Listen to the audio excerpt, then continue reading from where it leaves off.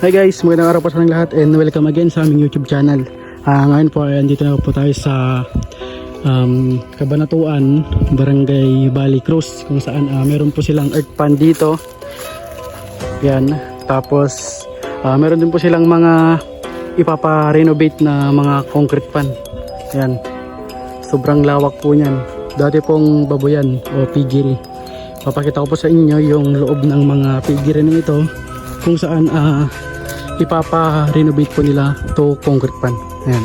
Pero doon po tayo sa kabila, kung saan meron na pong mga pader. Dadagdagan na lang po ng hollow block or yung taas niya, kasi yung mga piggery po dito na dating kulungan po ng baboy, medyo mababa po yung pader niya.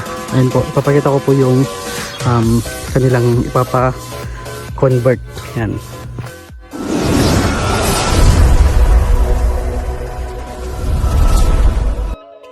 At ayun nga guys, yan po yung view ng piggery, kung saan ito po ay mayroon silang 12 na building, kung saan maliban sa building na yan, meron din po silang earth pan. Pero ang ipopokus po natin dito ay yung pag-convert po ng piggery nila to concrete pan. Ayan. At ayun nga guys, dito po yung kanilang ipapakonvert ka piggery to concrete pan. Ayan. Yan. Sobrang lawak po niyan, hanggang doon sa dulo.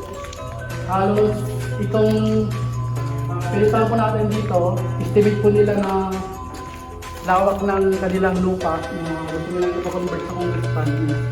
Nasa 20 hectares po. Yan.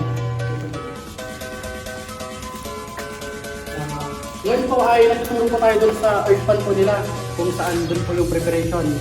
Dito naman po, ipapakita ko naman po yung mga pwedeng gawin dito, kasi tuturo po natin yung full na tutorial ng paggawa ng concrete pan.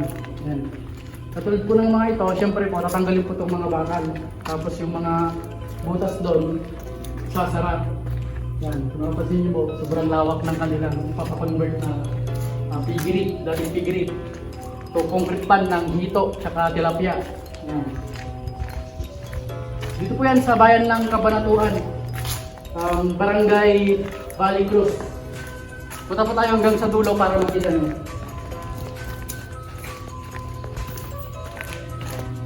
Yan.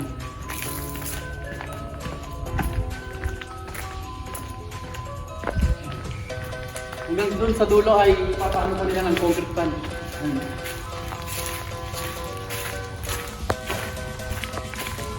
Siyempre po, ang gagawin po natin dito, tuturo po natin lahat ng paggawa po ng concrete pan na kailangan po nila.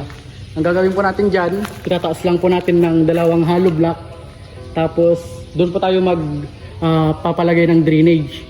Yan. Yung sa isang butas po na kanilang gusto na ipa-convert, ito po ay nasa 5 meters by 3. 5 meters by 3. Yan.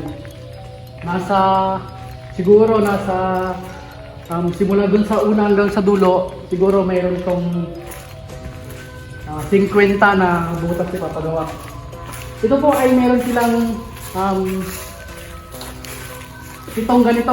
building. Ganito kalalawak. Lahat po yan is ipapakonvert po sa concrete pan. So ay lamang guys, sa mga gusto pong makapanood dito na kung kailan nila i-convert, or sa mga gusto pong matuto po sa paghihito, gagamit po ay concrete pan or trapal or mapa earth pan, pwede po kayong mag-PM sa Facebook ko na ito or sa number ko na ito.